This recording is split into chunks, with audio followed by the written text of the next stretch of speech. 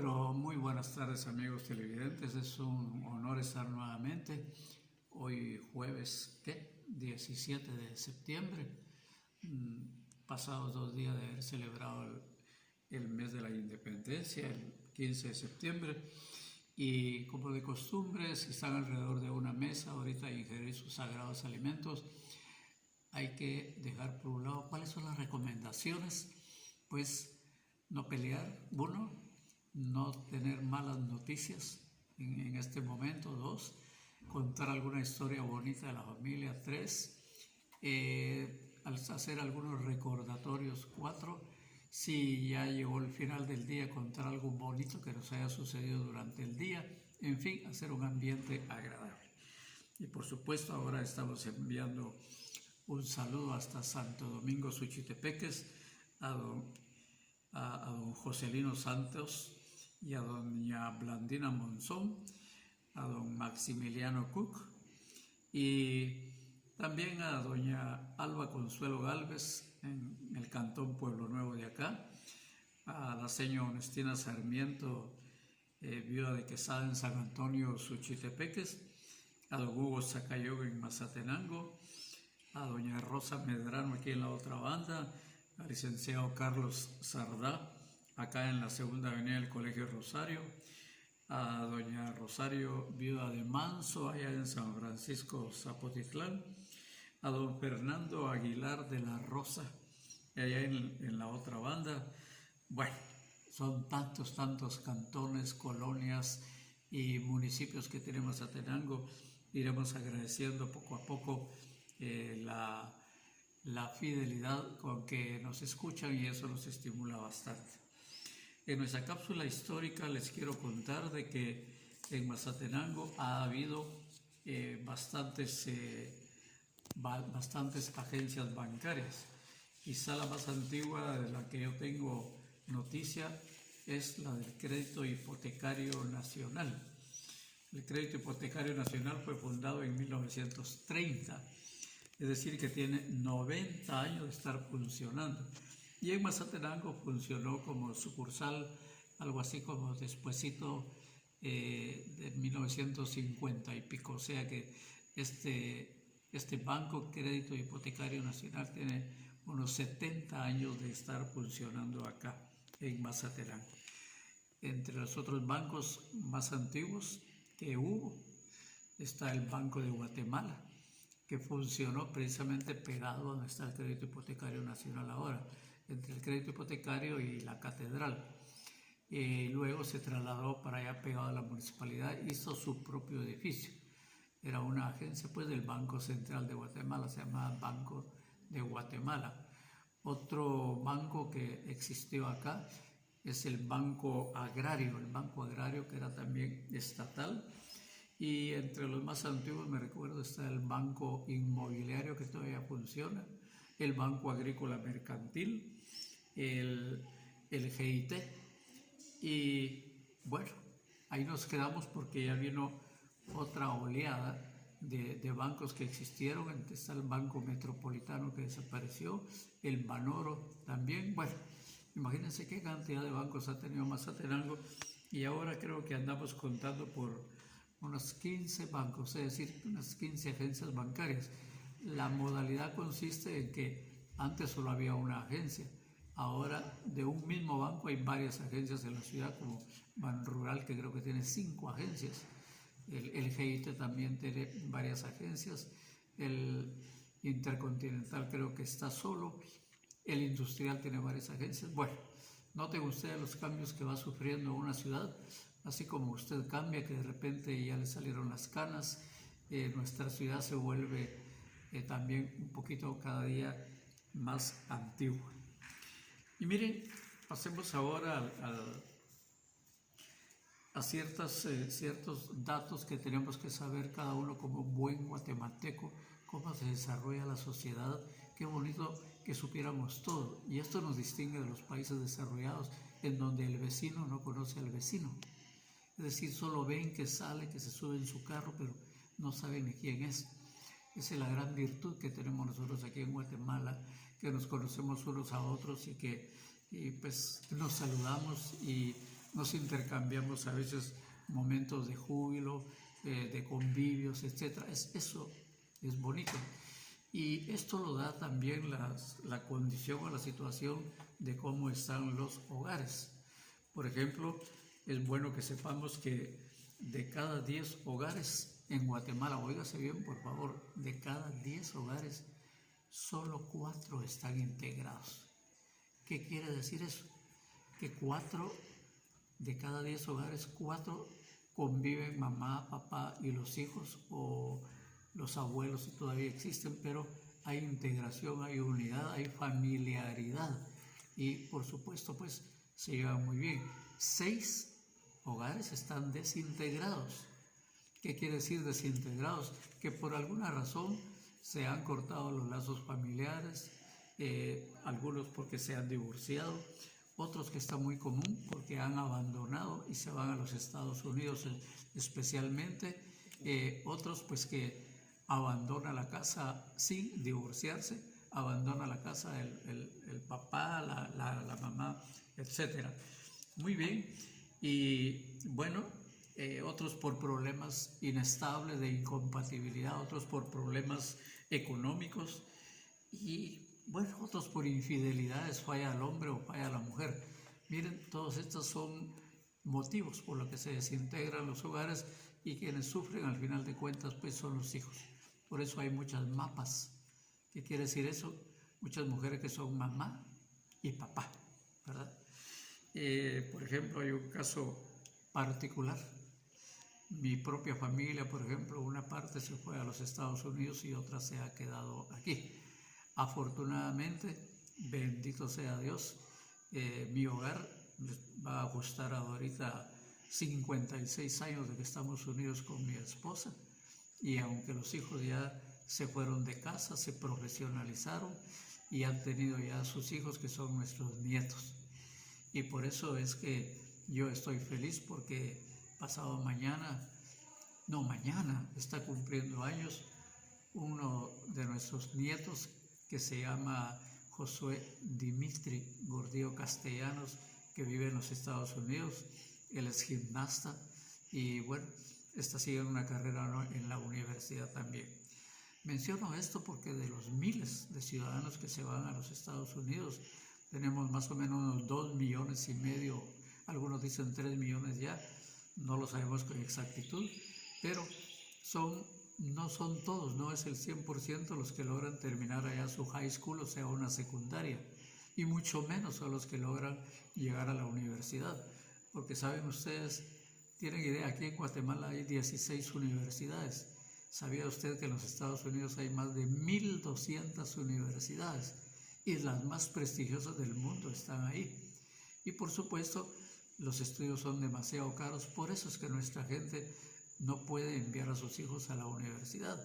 Hay una universidad como la de Yale, o el Princeton, o Harvard, o el MIT, valen entre 50 y 60 mil dólares al año. Estamos hablando de unos 6 mil dólares mensuales, o sea, 48 a 50 mil quetzales mensuales. Y sin embargo, asústese, hay hijos de gente que vive aquí en Guatemala, en Mazatenango, que están estudiando en alguna de estas universidades. ¿Qué quiere decir eso? Pues que tienen medios suficientes para sacar 50 mil quetzales mensuales para sacar una carrera.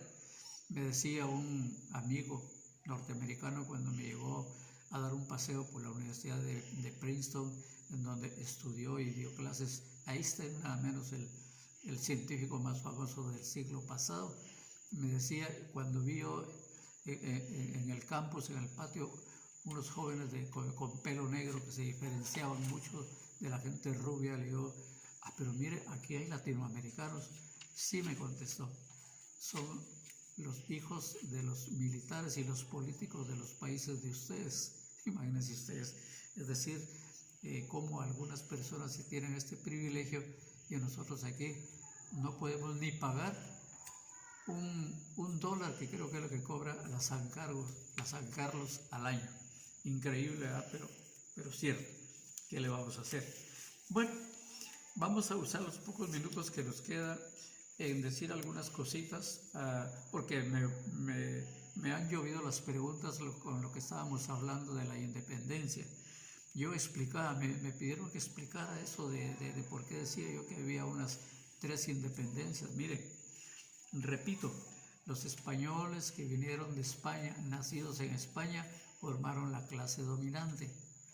Con el tiempo, los hijos de ellos se les llamó criollos, pero eran españoles de sangre y de raza, pero no de tierra, porque ya habían nacido aquí en Guatemala.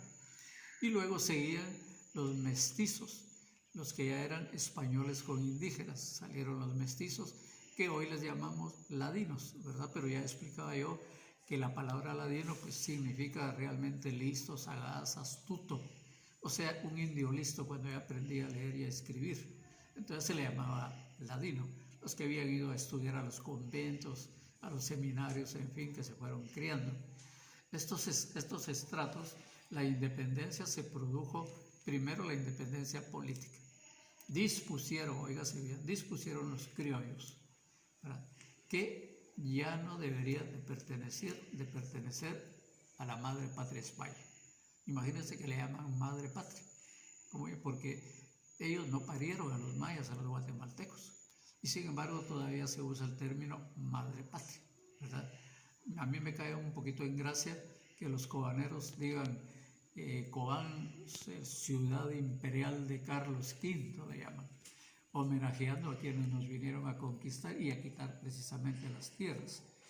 Entonces, ¿quiénes fueron los que hicieron la independencia política? Los criollos españoles nacidos aquí en Guatemala. Y luego, pues, nuestra propia gente se quiso independizar, repito. Hubo líderes como Atanasio Sul, como Juan Matalbás, que se adelantaron mucho antes de 1821. Ellos querían independizarse. ¿De quiénes? De los españoles. A veces ni estaban enterados. Querían independizarse del hombre blanco, del español, pero nacido aquí, de los criollos, que eran ya los dueños de las fincas, los dueños de los pueblos. Porque cuando se repartieron la tierra, los conquistadores le decían a algún conquistador, a algún soldado, esta tierra va a ser tuya. Y no le daban una extensión de 2, 3, 4, 5 caballerías. Les daba pueblos enteros, imagínense ustedes. Tuyo va a ser el pueblo de Chimaltenango, el de Zacatepecas y todo, con todo y la gente. Eran propietarios. Y ahora, pues, ¿qué ha traído como consecuencia esto? Que en la medida en que nuestros indios, nuestra gente, nuestros mestizos, nuestros ladinos se han ido informando de la historia de Guatemala, han ido entendiendo que yo escuché en una noticia que algo de por ahí por el estero en Izabal decía, nosotros tenemos 110 años y aquí están las escrituras de esa tierra que nos han invadido ahora. Yo me puse a pensar, ¿y de dónde inventaron ellos esas escrituras y en qué registro? Nuestra gente indígena no tenía todavía registro de la propiedad. Eran comunitarios, pues. La tierra la trabajaban todos y era de todos. Esa era una costumbre de antes. Y sin embargo ellos crearon el registro. Dicho sea de paso, es uno de los mejores del mundo y suave la vida. Ellos fueron a inscribir como propiedades suyas esas tierras que realmente eran de nuestra gente. Hoy se asustan que están invadiendo. No estoy diciendo o estimulando que se invadan las tierras, no. Pero, por ejemplo, pongo un ejemplo, en los Estados Unidos, a los indígenas que los metieron en reservaciones, ¿saben ustedes? Igual que aquí, hace 400 y pico de años, hoy, los indígenas allá reciben un salario del gobierno. Imagínense, ya la 10ª generación tienen un salario para reponerles a ellos, para pagarles lo que les quitaron a sus tatarabuelos, ¿verdad? Con solo haber nacido en los Estados Unidos de las tribus indígenas, ellos tienen un salario que les sirve de mucho. Vamos, si todavía falta un poquito, porque me han hecho demasiadas preguntas al respecto, pero nos vamos a quedar ahí porque es muy necesario que sepamos algunas de las consecuencias que ha traído esto, el no conocer nuestra historia. Entonces, los males se sucedieron en aquel tiempo, pero los estamos sufriendo ahora. La corrupción, no van a creer que antiguamente eran muy limpios todos, ¿no? Nuestra gente era muy honrada. Es más, ni usaban cercos para dividir la tierra de uno y del otro, pero ahora sí. Ahora, ¿por qué es necesario estudiar la historia? pues como lo han dicho 1000 veces, para no repetir los males, ¿verdad? Es muy necesario que sepamos quiénes hicieron la independencia, por qué lo hicieron, qué perseguían y las consecuencias. Una de las consecuencias es que nuestra gente ya no es dueña de la tierra que era de ellos antes que vinieran los conquistadores. Y bueno, vamos a quedarnos ahí en porque esto trae también como consecuencia, les decía yo, el sentido de la identidad que no la tenemos. Termino diciéndole lo siguiente. Salvador Allende fue pasando ya a otro tema, Salvador Allende fue un presidente de Chile, que él, fíjense bien, él y su familia eran de las clases más pudientes, más poderosas, más millonarios de Chile, y sin embargo impulsó y decretó leyes en favor de los pobres, que le hacían daño a él y a su familia, y sin embargo lo impulsó. Y como sucedió aquí en Guatemala, lo tildaron de comunista y de todo esto, y lo votaron.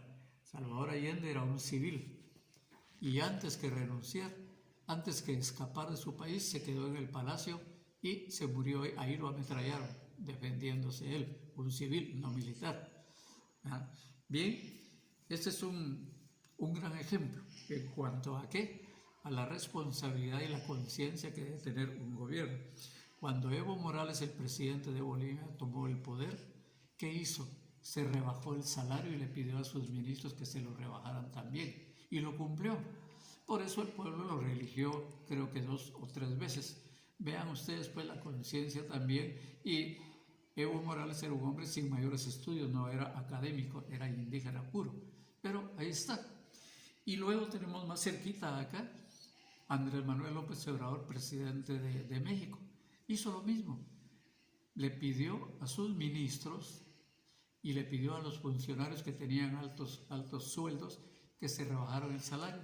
¿Saben qué hizo? Lo primero que hizo fue poner a la venta el avión presidencial para ver si conseguía. Lo están subastando ahora, lo están rifando en $150 millones.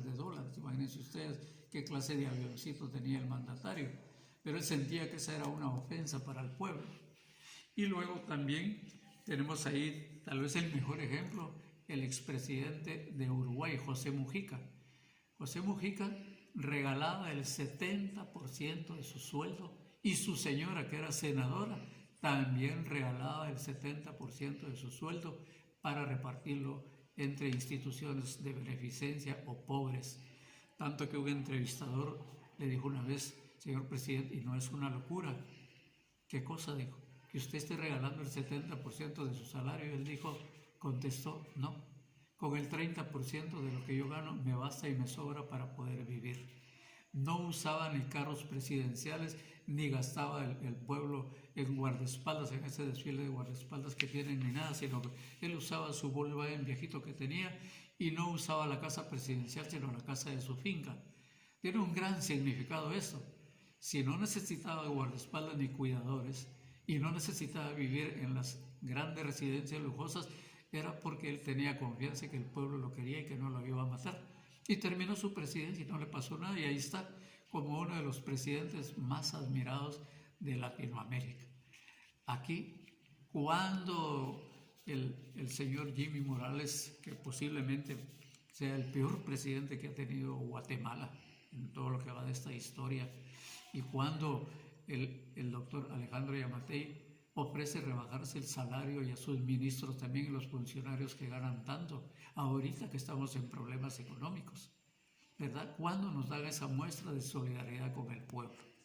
Ojalá, y esperamos que, porque había una iniciativa, que todo aquel que ganara, empleado del gobierno, que es dinero nuestro, todo aquel que ganara más de 15,000 quetzales, que se rebajara el salario en un 20%, y no prosperó esa idea.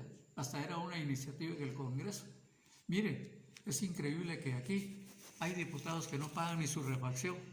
¿Cómo es posible que usted, que está con la banderita comprando apenas un Tortrix de esos impuestos, usted le dé de comer a los señores que ganan 30,000 quetzales? Esa es inmisericordia, eso, ¿verdad? Inmisericordia. Y yo quisiera saber si nuestros 5 diputados pagan como algunos, porque eso fue iniciativa de una diputada por Xochitepeques, doña Vicenta Jerónimo. Ella presentó esa iniciativa. Cada diputado que pague lo que se come en el Congreso. Esperamos buenas noticias al respecto. Terminamos con la sugerencia. Si el señor alcalde de Mazatenango quiere echar a andar todos los tuk-tuk inmediatamente, como dijo un tutuquero, nos exige una cosa y nosotros le pedimos que arregle las calles. No hay una sola calle buena en todo Mazatenango. Y hay medios con qué, y hay tiempo con qué. Hubo tiempo, 7 meses con silencio. Bien, no se vaya a la cama, por favor. Ya empezó a escribir su biografía. Saque el cochinito para tener una Navidad feliz. No se vaya a la cama sin haber hecho una obra de caridad. Que tengan todos feliz provecho. Muy buenas tardes o muy buenas noches.